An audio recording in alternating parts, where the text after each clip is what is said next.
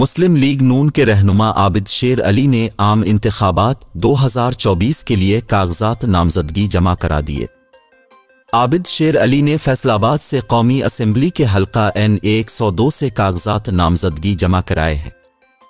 कागजात नामजदगी जमा कराने के बाद मीडिया से गुफ्तगू करते हुए मुस्लिम लीग नून के रहनुमा आबिद शेर अली ने कहा कि नवाज शरीफ का बयानिया 8 फरवरी को जीतेगा। गुज़श्ता हुकूमत को लाने वालों और पाकिस्तान ने इसका खमियाजा भुगता।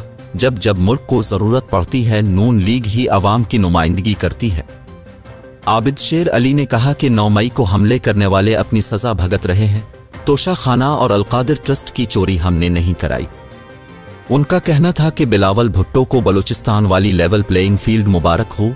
फवाद चौधरी वगैरह ने इलेक्शन नहीं लड़ना, वो खुद ही गिरफ्तारियां दे रहे। इलेक्शन लाजमी होंगे और 8 फरवरी को नून लीग जीत रही है। वाज़ेह रहे कि इलेक्शन कमीशन ने सियासी जमातों की दरखास्तों पर कागजात नामजदगी जमा कराने की तारीख में 2 रोज़ की तौसी कर दी। इलेक्शन कमीशन का कहना है कि उम्मीदवार कागजात नामजदगी 24 दिसंबर तक जमा करा सकते हैं।